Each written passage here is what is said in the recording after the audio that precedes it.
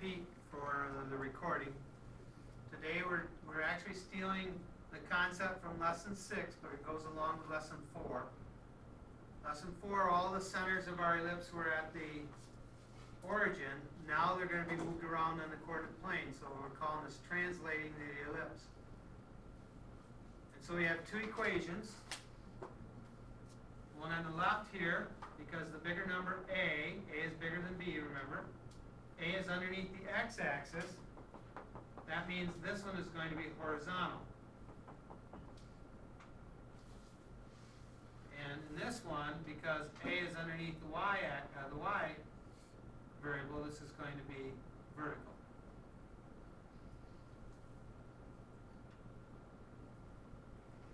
Okay? So, the center in both of these of our ellipse is no longer at the origin, now it's at the ordered pair HK. So, just to graph, if I have this equation, x minus 2 squared over 16 plus x plus 3 squared over, we'll say 25, equals 1. If we want to graph this,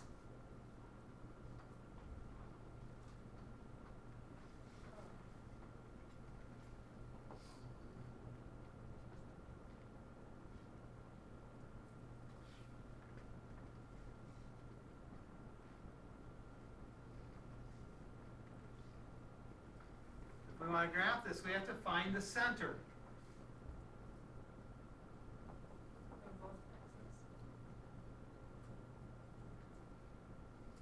Oh, no, I'm sorry, that's a typo. That was a good question. They're both x's?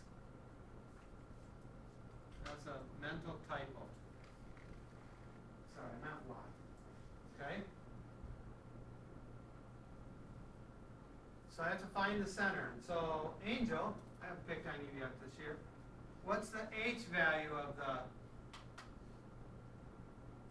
center, the x value? Well,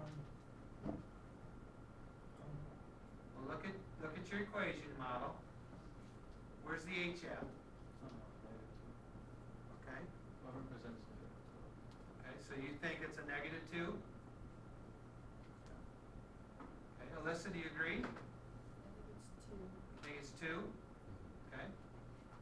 So we have 2 or negative 2. Let's take a quick poll. Raise your hand if you think it's 2. Raise your hand if you think it's negative 2. And see your hand up, Jeff. Looks like a negative 2 to you? Okay. Remember, I've told my class all last semester, anytime it's in parentheses, almost always the rule is it's the opposite of what's there. And so if we go back and look at the model said x minus h. So in this case it says x minus 2. So that means h and 2 are the same number, right? So it's minus, it's a 2. The formula says minus, so that's what I have to expect to see there. So what's my y value going to be? A negative 3, because it said y minus k, and I'm not seeing a minus there. So what's really happening is I have y minus a negative 3. That's how I get plus 3. So the y value is negative 3. And so if I plot that point 2, negative 3, I get this point right here. Okay? Now, Caitlin, can you tell me how can I find a point on the ellipse from the equation?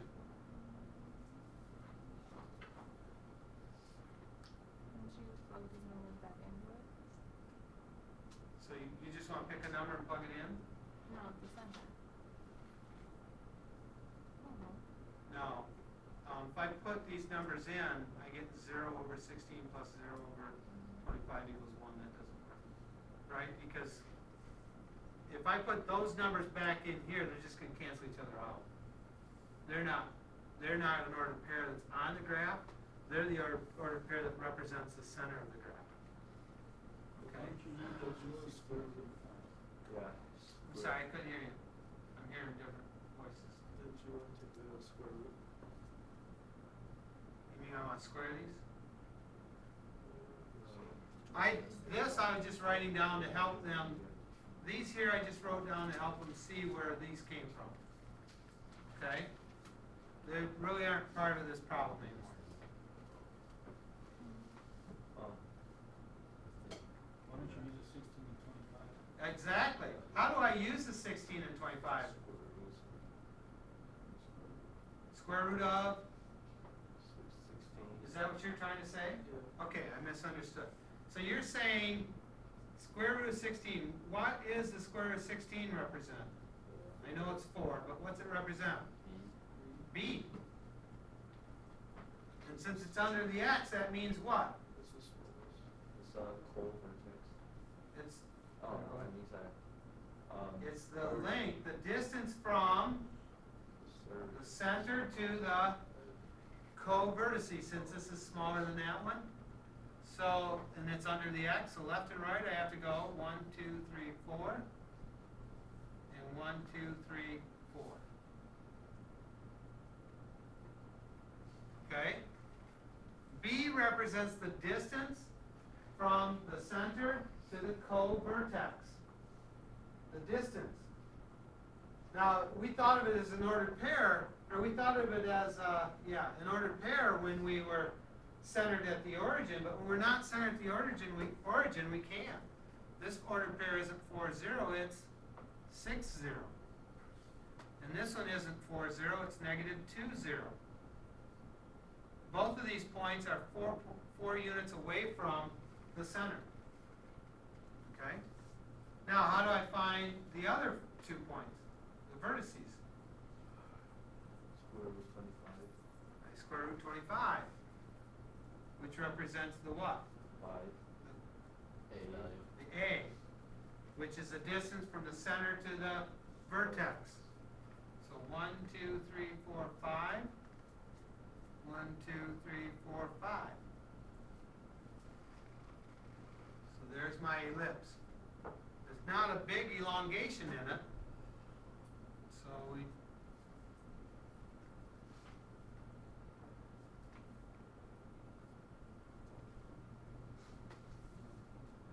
try to live with what I've done here. So it looks something like that. A little bit of an elongation. A little bit taller than it is wide, isn't it? Okay? So there's my ellipse. If all they ask me to do is graph, I'm done. I've graphed it. That's all there is to it. Okay? Any questions on this? We did not write this down yesterday. Maybe we should write it down today. A is the distance from center to vertex.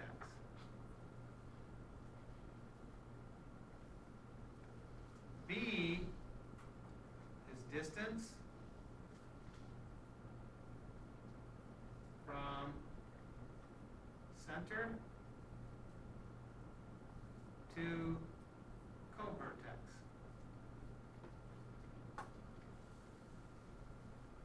Okay? That's what they represent.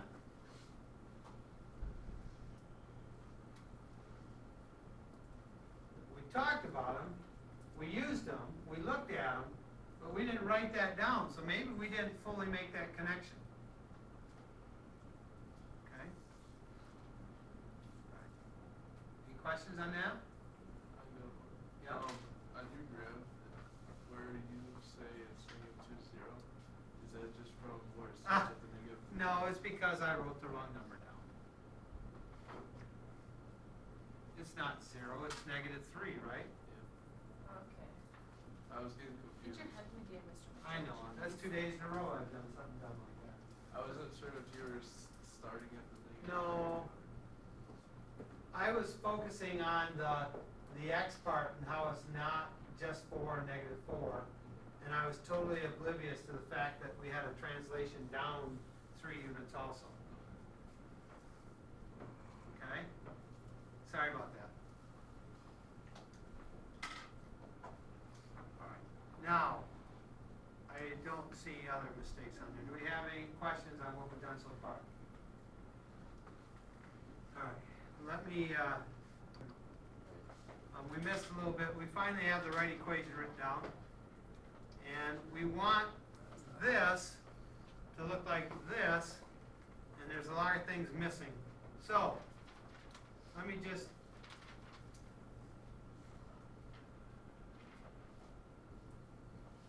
that was easy. You need an easy button. That was it.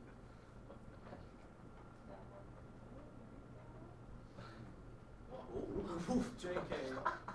JK. There we go. The easy button was to do this. That's right. I don't think it worked. Let's try it again. Here's the easy button.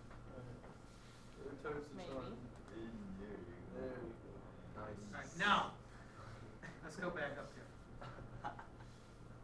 The problem is this is not in perfect square form, okay? They're not perfect squares yet. So we need to do something like this. Get a marker. 9x squared plus 18x plus don't know yet plus 16y squared minus 64y plus don't know yet equals 71 plus don't know yet. So in other words, I need to do what with this? What was that called? Yeah. Completing the square. I have to complete the square. But this is one step difficulty harder than what we've already done. You've not done any like this yet. Because in all the ones you did, these numbers were ones. But in these, they're not ones. Okay? They're not ones. So we have to make them ones. So what we're going to do is factor this 9 out of here. And factor this 16 out of here.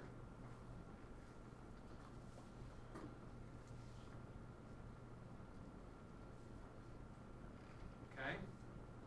And so when we do that, I get x squared plus, what happened to my 18 when I factor 9 out? 2x plus, don't know yet. 18 divide 9. We're pulling a 9 out of all the x terms. And so we come over here now and we pull a 16 out of all the y squared, or all the y terms. So we get y squared minus 4y plus don't know yet.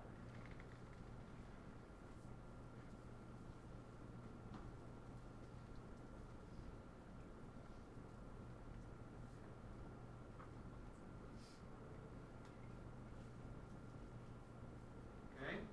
And Danny, you caught up with me? Okay. So I didn't do this, but what we're doing is taking all these x terms and we're factoring a 9 out. And we're taking all these y terms and factoring a 16 out. So the number in front of the x squared is 1, the number in front of the y squared is 1. Okay? So now we're just going to fixate on what's inside here for a moment to make our perfect squares. Leave room, because I mean, we have to write some more things here. I just am fixating on what's inside. So remember, to be a perfect square, it has to be 2 terms. All right? Well, let's just go ahead and write this. This 9 can't disappear. It can't just magically disappear and be gone. So it's out in front of the parentheses. It has to be out in front of the parentheses. Same with the 16. Okay? They can't just disappear. You have to keep carrying on. Factoring doesn't mean you canceled it out. It just means you factored it out of that expanded form into a factored form. And now we're going to do this and say, okay, the first term here has to be a what? An x. What's my sign have to be? A plus. I square 1, I get 1. What happens to the 9? That Good doesn't have question. any effect on that number? It does. It actually does. Because my next question is, how much have I added to this side of the equation so far? A lot of people look at it and answer like Hunter and say 1. But I've not really added a 1. I've really added a what, Alyssa? A 9, because that 1 is inside parentheses being multiplied by a 9. So I really have added a 9 to this side. Okay? By putting that 1 inside the parentheses, I've added 9 to the side that wasn't already there. Carrie Ann, you with me? Okay? So if I move to the next one, what goes in the first blank? My sign Minus and my number? 2. And 2 squared is 4. 4. So what have I added to that? 64. I've added 16 times 4, which is 64. Now you don't have to do them individually. You could do it together and just say, hey, what have I added to the left side? Well, 9 and 64 is 73, right? So what have I added to this left side? Or what do I now have on the left side? 144. 144. So do you have to put anything in the first part after we finish? The 9 squared? Oh. Well, I could go up here and say, yeah, 9 and 1 is 9. 16 and 4 is 64. Oh, I could go back up and do that. I usually don't. I usually just leave them blank, and all that matters is where we're going at the end, right? But you certainly can do that. I didn't even think about it. I just put those blanks there in that first line to help us realize, hey, we have to complete the square, so we need room to do it. All right. Now, is it equal to 1 yet? now you divide. Now I'm going to divide by 144.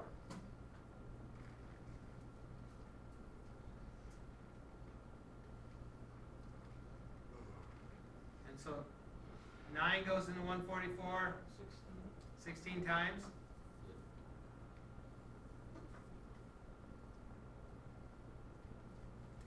And 16 obviously goes in there 9 times.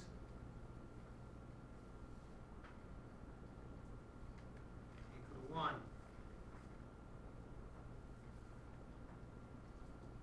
I would say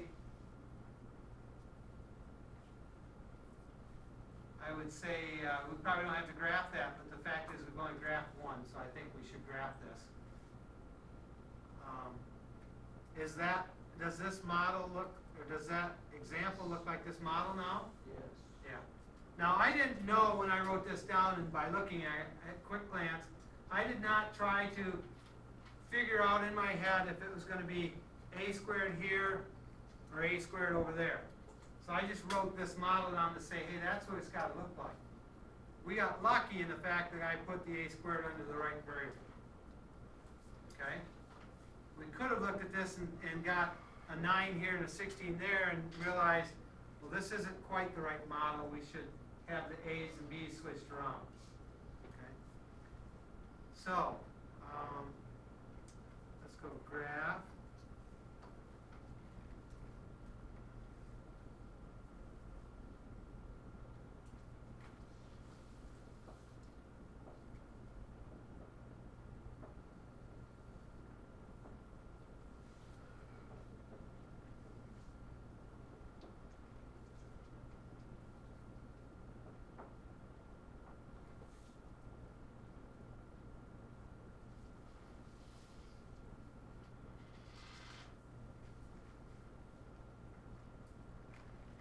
Now,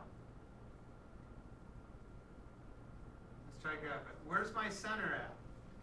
-1, 2. Okay, someone other than Nick from now on. -1, 2. I agree with that. This is a plus instead of a minus, so that makes that a -1. And that's a negative like we want, a minus sign like we want, so that makes it a +2. So -1, 2 is this point right here. Oh, it's negative. Just testing. this so funny. I says, okay, don't screw this up this time. The first thing I did was went -1, -2. All right, -1, 2 is right there. Now, someone other than Nick, The square root. okay? We want to find the vertices. So, well, A is gonna equal 4. A is equal to 4. Yeah. Okay. These three. So you're saying the square root of this is 4, Yep. and it's under the x, so I go from here, Gavin, which way? Left and right. Left and right. 4 units is here and here. Okay, someone other than Gavin and Nick now. How do I find my co-vertices? What'd you say? You go up or down. Did 3. someone say what? No. Okay. Hunter, what'd you say? Up or down 3. Up or down 3? Why 3, Jeff? It's the square root of Square root of 9. So from the center I go up 3 and down 3. And so my ellipse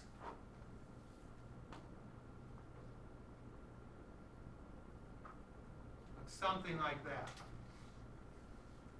Okay? Something like that. All right. Now, I'm not going to give you any to practice today, but when we come in tomorrow, I'll have some for you to practice. They're just ellipse.